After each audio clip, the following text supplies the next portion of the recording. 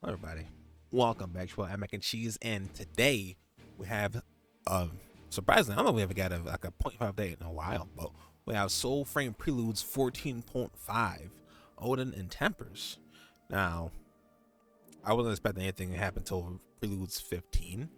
I don't think they do 0.5s, if I'm not mistaken, but this is like a little intermission update, so we got some couple of new things in here, which I've already seen. Like just this, I haven't seen anything else. I noticed the heavy mace they talked about, so I'm not sure what exactly is in this patch, and if anything to be you know excited about. I'm not excited. Every update something to be excited about, but I don't know if it's gonna be like major or not, because sometimes half updates, like Warframe used to do like mini updates, they weren't anything like big, but they're just like, here's a little content for you, just like a new weapon to grind out, something like that. So we shall see, and hopefully y'all enjoy the content on the channel. We do cover indie games in Soulframe. Well, indie games are all indie games on the channel, so yeah. Anyway, Envoy Forge Orst 3, amazement entwined alloys flowing gracefully into jagged steel, and then armament. I can't read. This is the thing. I can't read. Armament in the midst of the old and refined process. And it shows the most brutal designs, countless visions are measured against one another in battle. Every variant of ore is different from the last. Disparate. I'm disparate. Just going to say Parati. Legends forge in search of a uniform truth. This is the thing that those big ladies use, and just like freaking clonks you. Orrery Provecraft that can be acquired by defeating a Sincure, Errant Goth, and mace wielding bannerets. That's the name of bannerets. Orrery will utilize the heavy combat archery, which is known as a great sword combat archery. Okay, so we're sharing trees now, which is kind of like a family of weapons kind of thing. I assume they're going to start doing. So gear and look are gear and loot rework preview. Equipment UI is seeing a fresh and redesigned to accommodate the condition of the new Ors 3, bringing new details to your gear. And we can preview these new details by inspecting your gear. Forge when the weapon was created or found. Origin signifies the weapon that make a weapon such as Ode or Faken. Or I like this. Okay, so we have more origins. So this is, we're, if y'all didn't know, Soulframe takes place on a this is not an original planet. We're going on different planets, so it'll be different planets, different people, different things. So it'll be cool. Track weapon XP more accurately with progression bubble reflecting the current XP of a selected weapon. The UI display for weapon details have been completely updated. Okay, so let's see down here. So we have craftwork stock. I mean, what you mean if you prestige it or not, or reforged it. We have forge, and I like this one. It's like, depending on how long the game goes, which I hope it goes forever, you'll just see like, oh, my maze weapon 10 years ago. Like I have a Kubro in Warframe, and that dude's like been there since Kubros came out. He's like literally like, he's like 8 years old or 9 years old. It's been a while. I forgot how old he is. This is an old dog I have. I love him. So the origin of Ode art, which is heavy blind. Damage sharp, so I have sharp and probably blunt, magical, and whatnot, and I have virtues in the tune. Okay. As a preview, Ors 3 will bear the following new stats. Craftwork determines the quality of the weapon, dictates how many temperance weapon can potentially have. Craftwork. So I think this is the new system they have. So if you find it on the ground, it's stock. If you craft it, it'll be a better quality. I believe that's how that works. Tempers, unique modifiers granted augmented properties to the weapon. Orrery, which is a new defining feature, will only be leveled once, no matter how many versions you have. Goals to bring these changes to the rest of Alka's weapons in the future. Virtues liths with an ancient Triqueta? Shakira? Rebalance the pantheon of virtues within. Envoys can now once again fine-tune the balance between grace, spirit, and courage to best suit all playstyles. Virtue prisms have been removed and replaced with virtue liths. Prisms were those the thing? Did we just get those like last update or 2 updates ago? See how like fast things change. Just how I bam, we just had this updated like 2 updates ago or updated ago, and bam, already been replaced just like that. So things rapidly change around here, especially if they find a better solution that might fit things in a character or play style better, which is crazy to me. It's crazy cool. So this is kind of how they used to things when things always changing. Like you could literally come back for the next update or come back 2 months, 3 months later, and things are just drastically different. So until they can get like a solid kind of ground on things like that, it's really cool. So when the ancient interpreter balance the pantheon of virtues within, envoys can now once again find virtue lists are now exclusive will allow envoys to manually shape at loadouts virtue alignment using a slider, giving you final control over your courage, spirit, and grace ratio. Ooh. Return to Virtue tab in the arsenal slight balance in which you need a Virtue list to select to begin and selecting your new Virtue ratio. Once you fine tuning is complete, select Confirm to set your decision in stone or press Revert to return to your previous ratio. Acquiring the siege, acquiring the siege of fourth or defeating the Agar for a chance to earn more virtue lists. Additionally, completing Omen Beast and Ancestors available will reward a virtue list upon completion. More opportunities to acquire virtue lists can drop applications made available or vary in future updates. All envoys will automatically receive 5 virtue lists, thank you, plus 3 additional lists for each previously owned virtue prism, including starting virtue prisms, thank you. It's going to hold the 50 virtue lists at a time. Founder bundles. Envoys acquiring a founder's bundle will receive 3 virtue lists per wild bundle, up to 9 virtue lists total of total for paragraph founders. If you're already a founder, your current world virtue prism has been converted into 9 virtue lists. Okay, so the moves thing here, you kind of move. So I always wondered, like, because this always was like that bubble, but it was more like showing you exactly where most of your virtue is on this thing right here. But now it's actually like you can actually, well, that's really cool. I really like this. Is like a really cool like design too. So they probably were like, it's probably too grindy to get out essentially like the one you're looking for. So it's like there's probably just too much like build up or like too much clutter with this system, especially if you gotta ground every single virtue like stone what they have. So this is like essentially that's a much easier way to like have your own play style and not have a bunch of bloats with the said system. So inventory capacity rework. To sort our upcoming loot and weapon rework, weapon capacity and pack capacity have been retired and replaced with one universal storage capacity system. This is different from Warframe. Warframe has several different inventory things. You have like centuries. You have your dogs.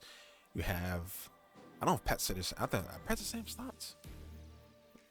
You might have companion slots, and then you have like your railjack slots, your weapons, arcwing slots, arcwing guns, warframes. You got sentinel, which are still pets, weapons. There's a lot of slots in Warframe, but this is like good and bad because it's just like one system, but then something else could just easily take up the space you're having for something. I'm just gonna be smarter about it. So I'm pretty sure probably is just a net gain system here. So armor is not included as part of the envoy storage capacity. Talismans are not included.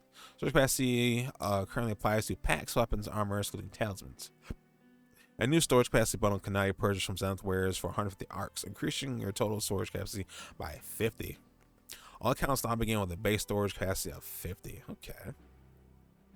So there's still some monetization going on here because obviously this is a free to play game, so it makes some money somehow. So capacity conversion to account for weapon and pack capacity being combined, envoys will automatically receive storage capacity bundles in a increments of 50 based on the previously owned weapons and packed capacity. All currently owned equipment, including armor, has been granted matching storage capacity, so existing items remain covered. Alright, refunds. Previously purchased weapon packed and capacity has been refunded. Since weapon capacity has been converted into storage capacity bundles, the final arc refunded amounts have been reduced by the arc value of the storage capacity added to your account. Envoys will not be charged any access arcs if the cost from the added storage capacity bundle exceeds the refund amount. Okay, so typical DE, retroactively doing things was not the way to essentially make your life better and not make you spend more money or make you feel like you wasted your money, which is always nice to do. So new world encounters and point of interest. I like this, right? Because the world, like I said, we still need more things to do and more things to fill the world because there still is a lot of things. The world's gonna be pretty big, so we still need lots of content to kind of hold us through, or just fun things to do on top of that. So betwixt falling skies and the wandering of ghosts and gods, Alka's denizens have much to uncover in the verdant greens of Midrath. World trees offer glimpses into envoys beyond a Midrath not of your own. Don your rags or don your armor, and reservoirs abundant. Animals can now swim in. Oh, we can swim now in Mithrath waters. Okay, we can swim now. This is one step closer to Sailjack. One step closer. So go forth, envoy, see what lurks and wanders, and what Mithrath has new to offer. I'm saying this is really going to turn into, like, if we get Sailjack, it's going to be so great. And then we'll have our own pirate game, which will then also be better than, it'll be way better than Skull and Bones, like, by a long shot. And then on top of that, it'll be like, I think it's like Rosewind or something like that, because they have that kind of thing going on too. But I'm more trying to go toward like Legend of Zelda, that had all this sailing and stuff like that, and have islands and stuff. It'd be so cool. So, let's see. Ode pack changes. Sesmore now deals more damage. Takes to Agari, Vadagar, Bannerets, and Castlands, but at a reduced rate compared to normal enemies. Sesmore can now move Agari. Which one is this? This is Old Tempest. I think this is the rolling where it rolls the ball. I think. Because it says it moves. I don't think anything else moves enemies besides the ball. Astrosphere. Sphere a Voltic stability debuff can now be applied against. Okay, that's nice. Which I think is the little thing or we place out that shocks enemies. And I think this is the defensive ability right here. Astrosphere can now be withstand more attacks from. Yep. So this just got a buff, so it just has more damage. And now I can actually stagger and apply more to actually the tougher enemies. And now it's to tank you. And this is essentially we get hit. I think you shock enemies, you get hit, and it takes a free hit for you. Dulo. Bravato's soul offensive has been reduced against the Agari of Vadagar, so this gets a nerf because I guess it was too good, which happens. Changes. Runes cannot be activated with a dedicated binding on the mouse, and keyboards can be changed in the customized key binding section of the keyboard mouse setting. By pressing the binding with a rune charge, Emma will now form a rune infused heavy attack or charge shot. That's nice. I like that. New varied and exaggerated enemy death animation has been added.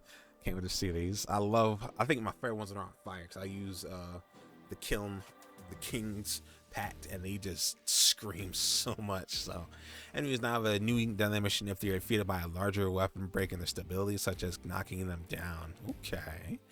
Enemies can now play death animations from left and right directions instead of just forward and back. I like this. I like variety and the way my enemies die. It just adds, like in the finals or like in Arc Raiders, especially in Arc Raiders, when they enemies can die, people can die or get down in a certain animation depending on how they got hit and what direction, the kind of stuff like that, or what hit them. That was pretty cool.